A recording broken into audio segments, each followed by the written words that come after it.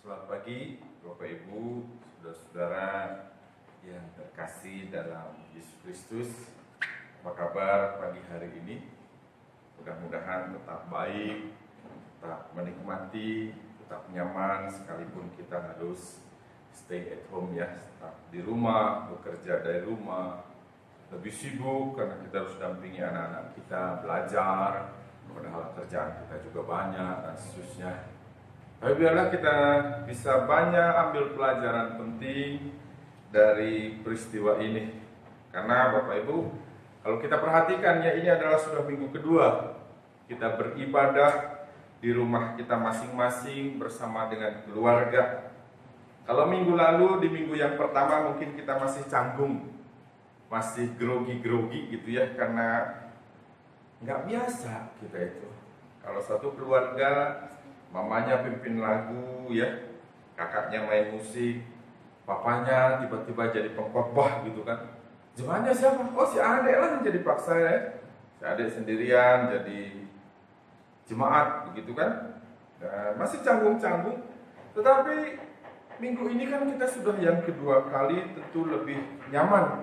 Kita ibadah keluarga, sudah mulai menikmati, sudah mulai bisalah kita tahu perannya masing-masing, dan mudah-mudahan kalau suatu hari nanti ketika virus ini sudah lewat, ketika penyakit corona ini sudah bisa diatasi, mudah-mudahan walaupun hari Minggu itu kita beribadah di gereja, tetap kita punya kebiasaan ibadah dengan keluarga, mungkin di hari lain dan seterusnya ya. Dan inilah hal baik yang kita bisa juga pelajari, yang kita bisa dapatkan melalui peristiwa virus ini. Kita punya kebiasaan beribadah dengan keluarga kita. Bapak Ibu sekalian, minggu ini kita akan sama-sama menggumulkan sebuah tema, yaitu memulihkan persekutuan yang retak, atau menjaga persekutuan itu agar tidak mudah retak. Dan mari kita melihat firman Tuhan yang mendasari perenungan kita hari ini, terambil dalam 2 Korintus 5 ayat 16 sampai 21. 2 Korintus 5 ayat 16 sampai 21 saya akan bacakan untuk Bapak Ibu Saudara sekalian. Ayat 16 mengatakan, "Sebab itu kami tidak lagi menilai seorang pun juga menurut ukuran manusia. Dan jika kami pernah menilai Kristus menurut ukuran manusia, sekarang kami tidak lagi menilainya demikian. Jadi, siapa yang ada dalam Kristus, ia adalah ciptaan baru. Yang lama sudah berlalu, sesungguhnya yang baru sudah datang." Ayat 18, "Dan semuanya ini dari Allah, yang dengan perantaraan Kristus telah mendamaikan kita dengan dirinya, dan yang telah mempercayakan pelayanan pendamaian itu kepada kami. Sebab Allah mendamaikan dunia dengan dirinya oleh Kristus, dengan tidak memperhitungkan pelanggaran mereka. Ia telah mempercayakan berita pendamaian itu kepada kami. Jadi, kami ini adalah utusan-utusan Kristus. Seakan-akan Allah menasihati kamu dengan perantaraan kami. Dalam nama Kristus, kami meminta kepadamu, berilah dirimu didamaikan dengan Allah. Dia yang tidak mengenal dosa telah dibuatnya menjadi dosa karena kita, supaya dalam Dia kita dibenarkan oleh Allah." Sampai sedemikian jauh pembacaan Alkitab kita. Bapak Ibu Saudara yang dikasihi oleh Tuhan Yesus Kristus, kita tahu bahwa dalam sebuah persekutuan, kebersamaan atau berjemaat, seindah apapun itu, ada masa-masanya di mana kita saling bergesekan satu dengan yang lain. Ada masanya kita saling bergesekan dengan orang-orang di sekitar kita. Kadang kita itu ya bikin kesepakatan saja susah minta ampun. Yang satu bisanya Senin, yang satu bisanya Selasa, satu lagi Kamis dan lain sebagainya. Atau ketika kita ibadah sajalah, persekutuan model seperti apa? Yang satu sukanya tenang, lembut. Yang satu sukanya rame, dengan hingar-bingar. Satu lagi maunya gabung. Awal tenang, lalu kemudian rame. Atau ada juga ya yang dalam kelompok kecil misalkan, yang satu sukanya jangan pakai konsumsi lah, nanti merepotkan gitu kan. Yang satu lagi sukanya makan. Yang satu lagi mungkin sukanya makan tapi yang gratis dan seterusnya, Bapak Ibu ya. Dan semuanya itu seringkali membuat persekutuan di antara kita menjadi tidak nyaman. Membuat persekutuan kita seringkali menjadi renggang, retak, bahkan mungkin suatu hari akan bubar. Oleh karena itu, firman Tuhan hari ini, jika kita gumulkan berdasarkan keadaan itu, maka Nats hari ini paling tidak mengajarkan kepada kita dua hal penting berkenaan dengan bagaimana agar kita bisa menjaga persekutuan itu tidak menjadi retak. Bagaimana kita bisa menjaga persekutuan itu agar tidak mudah hancur. Dua hal Bapak Ibu. Yang pertama adalah belajarlah menilai orang lain berdasarkan ukuran Allah. Karena ternyata Bapak Ibu, kalau kita perhatikan ya, setiap orang pasti punya masa lalu. Terlepas dari masa lalu orang itu apakah baik atau tidak baik. Saya kasih contoh saja. Ada orang pertama mungkin yang melayani di gereja kita itu, dia dari kecilnya, dari masa lalunya itu baik, sampai hari ini dia baik. Ya. Masa anak-anaknya baik, remajanya dia juga baik. Di sekolah, guru-guru memuji dia, punya kesan terhadap dia sangat baik. Bahkan sampai sekarang dia sudah punya keluarga, istri dan anak-anaknya semuanya baik. Lalu dia melayani di gereja kita dengan baik pula. Melayani Bapak Ibu, baik. Lalu ada orang lain, orang yang kedua misalkan, dia punya masa lalu yang tidak terlalu baik. Mungkin waktu kecilnya dia broken home, karena papa mamanya ribut sampai akhirnya cerai. Sehingga masa anak-anak itu menjadi buruk.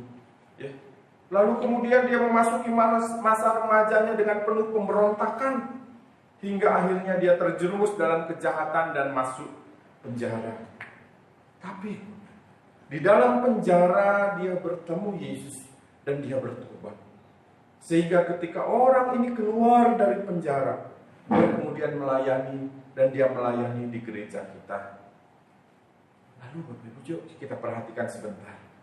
Biasanya kalau ada dua orang yang seperti ini melayani di tempat kita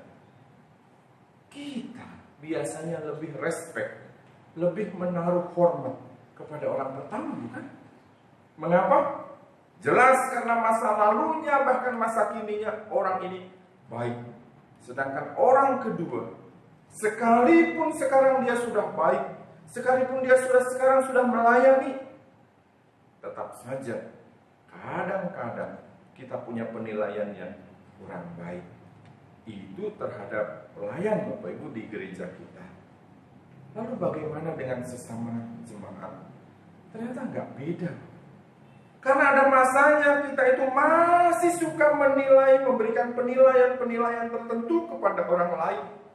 Tidak jarang ternyata penilaian dalam persekutuan itu membuat persekutuan kita menjadi retak. Tidak jarang ketika kita mulai menilai, si A itu begini, si B itu begitu. Ya. Akhirnya tidak jarang persekutuan kita menjadi retak. Mengapa Bapak Ibu? Karena penilaian kita itu sangat subjektif sekali. Ya. Latar belakangnya biasanya suka tidak suka. Kalau kita suka, kita bilang aku mah yes gitu ya. Tapi kalau kita tidak suka, kita bilang apa? Aku sih orang tidak, no gitu. Atau bisa juga kita menilai seseorang berdasarkan latar belakangnya, kesukaannya, hobinya mungkin sama dengan kita, atau sukunya sama dan lain sebagainya. Oleh karena itu Bapak Ibu, maka agar persekutuan kita ini tetap utuh, tidak mudah retak, tidak mudah dihancurkan, maka firman Tuhan hari ini mengajarkan kepada kita yang pertama, belajarlah menilai orang lain bukan berdasarkan subjektivitas kita, melainkan berdasarkan ukuran Allah. Karena di mata Allah itu jelas, bagian ini saya ajarkan betul kepada anak-anak di SMA Kalam Kudus Pematang Siantar ya, bahwa di mata Allah semua manusia itu adalah gambar dan rupa Allah. Semua manusia adalah gambar dan rupa Allah. Di mata Allah itu demikian. Artinya apa Bapak Ibu? Karena manusia itu segambar serupa dengan Allah, maka yang pertama di dalam diri manusia itu ada citra, ada sifat-sifat Allah. Kalau Allah itu maha kasih, seharusnya manusia bisa mengasihi. Kalau Allah itu maha adil, maka manusia pun seharusnya bisa bersikap adil dan lain sebagainya. Yang kedua, karena manusia itu diciptakan segambar serupa dengan Allah, maka manusialah yang punya relasi khusus dengan Tuhan. Hanya manusia saja Bapak Ibu yang berdoa, bersyukur kepada Tuhan ketika dia merasakan semua hal dalam kehidupannya. Ketika sampai hari ini kita masih bisa makan, ketika sampai hari ini kita masih tetap sehat, kita bisa bersyukur kepada Tuhan. Coba lihat peliharaan kita. Sekalipun kita kasih makan makanan yang mahal ya, kita kasih piring cantik gitu ya, misalkan anjing kita lah, kita kasih makan yang mahal di piring cantik itu. Ketika kita kasih makan, dia akan apa? Adakah dia berdoa kepada Tuhan? Tuhan terima kasih majikanku baik. Tidak. Langsung. Karena hanya kita lah manusia yang segambar serupa dengan Allah, sehingga kita punya relasi khusus dengan Tuhan. Yang ketiga Bapak Ibu, karena manusia itu diciptakan segambar serupa dengan Allah, maka kita diberi kuasa oleh Tuhan untuk mengelola bumi ciptaan Tuhan ini. Manusia itu kreatif sekali. Bagaimana manusia bisa kelola bumi ciptaan Tuhan ini dengan luar biasa sekali. Tapi Bapak, memang benar, kemudian gambar dan rupa Allah itu dihancurkan oleh dosa. Gambar dan rupa Allah dalam diri manusia itu dirusakkan oleh dosa. Sehingga dosalah yang membuat manusia tidak lagi bisa mengasihi orang. Dosalah yang membuat manusia tidak bisa bersikap adil. Dosa juga yang membuat manusia tidak lagi punya relasi yang baik dengan Tuhan. Malas berdoa, ke gereja hanya rutinitas dan lain sebagainya. Dosa juga yang membuat manusia bukan mengelola bumi, tetapi mengeksploitasinya, merusaknya. Dan sampai hari ini luar biasa sekali kehancuran itu. Tapi perhatikan Bapak Ibu dengan baik. Sekalipun gambar dan rupa Allah di dalam diri manusia itu dirusakkan oleh dosa, namun perhatikan cara pandang Allah terhadap manusia. Allah tetap mengasihi manusia. Allah tetap memandang manusia itu berharga di matanya. Itulah sebabnya Allah berinisiatif untuk menebus manusia itu dari dosa dengan Yesus Kristus. Allah berinisiatif menebus manusia itu di dalam Yesus Kristus. Dan ketika kita ditebus oleh darah Kristus Yesus, itulah kita disebut manusia-manusia baru. Manusia baru adalah manusia yang gambar Allah dalam dirinya. Sekalipun sudah dihancurkan, dirusak oleh dosa, tetapi di dalam Yesus dipulihkan, diperbaiki. Sehingga inilah Bapak Ibu yang seharusnya menjadi dasar pandangan penilaian kita terhadap sesama. Bisa jadi bahwa orang yang biasa duduk di sebelah kita di gereja itu mungkin menjengkelkan. Dia duduk selalu di sebelah kita, lalu kalau nyanyi suaranya nyaring tapi fals gitu ya. Kalau pas baca Alkitab dia suka lihat punya kita kan ada yang nggak bawa gitu. Jengkelkan sekali kalau khotbah dia suka ribut, bentar-bentar amin, sebentar-bentar amin gitu ya. Tapi ingat, semenjengkelkan apapun dia adalah gambar dan rupa Allah. Sekarang lihat coba, siapa yang ada di kanan kiri kita? Mungkin karena kita hari ini ibadah di rumah, maka yang kita lihat adalah istri dan anak-anak kita. Tapi bayangkanlah suatu hari kita kembali beribadah di gereja, ketika kita dalam persekutuan di cross kita masing-masing, ketika kita dalam persekutuan di komisi dan lain sebagainya, orang-orang di sekitar kita itu punya masa lalu. Orang-orang di sekitar kita itu belum tentu semuanya baik. Mungkin sifatnya belum tentu kita sukai. Mungkin gayanya kadang-kadang membuat kita jengkel dan lain sebagainya. Tetapi ingat bagian ini. Agar persekutuan itu tidak mudah retak, agar persekutuan itu tidak mudah hancur, maka firman Tuhan hari ini mengajarkan yang pertama, jangan menilai seseorang berdasarkan subjektivitas kita sendiri, tetapi lihatlah sudut pandang Allah, bahwa Allah menciptakan mereka segambar serupa dengan Allah. Sekalipun sudah dirusak oleh dosa, Allah menebusnya agar dia di dalam Kristus bisa dipulihkan menjadi manusia baru. Gambar Allah itu dipulihkan, betapa berharganya dia. Dan itulah yang harus kita pandang, bahwa sesama kita, orang dalam persekutuan kita adalah gambar dan rupa Allah. Yang kedua, bagaimana kita bisa menjaga persekutuan kita agar tidak mudah retak? Bagaimana kita bisa memulihkan jika persekutuan kita sudah mulai retak? Kalau yang pertama tadi, pandanglah dia dalam ukurannya Allah. Maka yang kedua, hiduplah berdasarkan pendamaian Yesus Kristus. Tadi sudah kita bahas bersama sebelumnya, bahwa sekalipun dosa merusakkan hubungan manusia dengan Allah, manusia yang seharusnya punya relasi khusus dengan Tuhan itu, tapi karena dosa, hubungan itu terputus. Namun di dalam Yesus, melalui pengorbanannya di atas kayu salib itulah, Yesus memulihkan relasi manusia dengan Tuhan. Yesus memulihkan relasi manusia itu dengan Tuhan. Tidak dipandangnya lagi pelanggaran-pelanggaran kita. Tidak dipandangnya lagi siapa diri kita. Tetapi dalam kasih-Nya itu, Yesus memulihkan relasi kita dengan Tuhan. Allah membuka diri-Nya di dalam Yesus agar kita bisa berelasi dengan Dia. Dan seharusnya Bapak Ibu, dalam konteks inilah kita juga ingin persekutuan.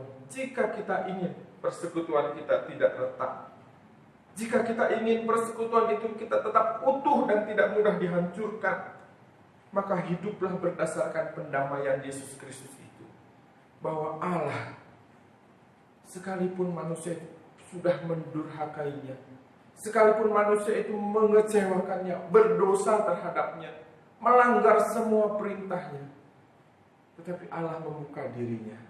Di dalam Yesuslah Dia diperdamaikan, kita diperdamaikan dengan Allah.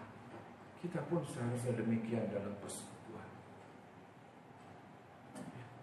Sekalipun orang ini mungkin menjengkelkan, orang ini maunya aneh-aneh, orang ini sukanya semaunya dan lain sebagainya, jadilah peacemaker, jadilah pembawa damai, jadilah pencipta perdamaian dalam persekutuan kita.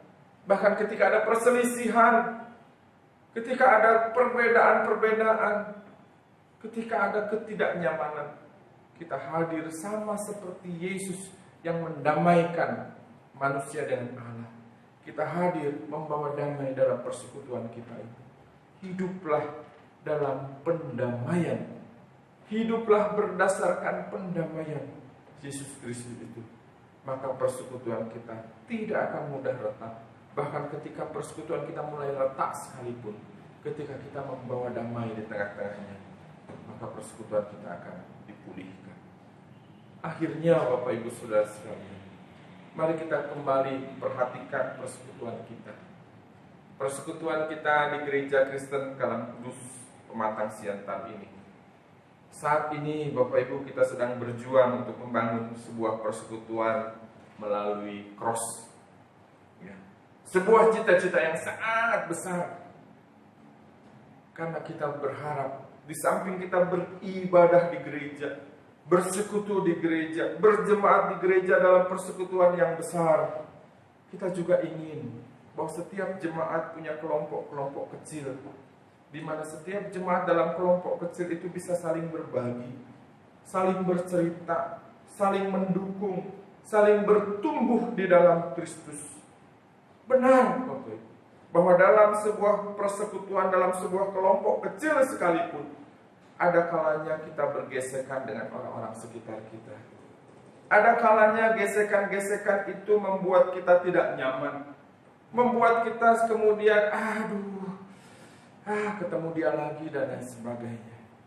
Tapi ingat dua hal melalui firman Tuhan hari ini. Kita diingatkan agar persekutuan kita tetap indah, tidak mudah retak, tidak mudah hancur. Agar persekutuan yang sudah mulai retak pun bisa dipulihkan. Yang pertama, Bapak Ibu, belajarlah menilai orang bukan berdasarkan sudut pandang kita, bukan berdasarkan subjektivitas kita, tetapi kita menilai orang berdasarkan ukuran Allah sendiri. Karena ternyata di mata Tuhan, kita semua adalah gambar dan rupa Allah sendiri. Yang kedua, hiduplah berdasarkan pendamaian Yesus Kristus. Kita yang sudah diperdamaikan dengan Allah oleh darah Yesus, mari kita terus menyatakan damai Kristus itu dalam persekutuan kita. Kiranya Tuhan Yesus selalu mendorong kita untuk menjaga persekutuan dengan baik.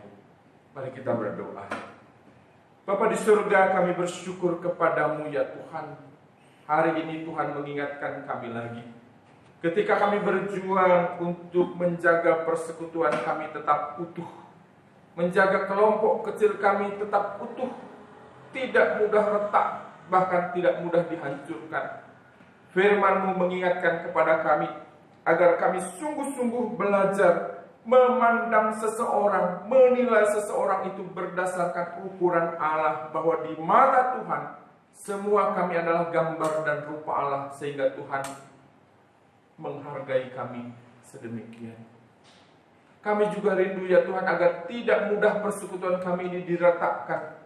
Kami belajar untuk hidup berdasarkan pendamaian Yesus Kristus, sehingga kemanapun kami, dalam persekutuan kami, di kelompok kecil kami tetap membawa damai Kristus itu. Tuhan berkatilah kerinduan kami ini, agar sungguh-sungguh kami bisa menjaga persekutuan kami tetap utuh dan tidak mudah retak, bahkan hancur. Berkatilah kami semua ya Tuhan, agar persekutuan kami tetap indah di dalam Tuhan. Dalam nama Yesus kami berdoa. Amin.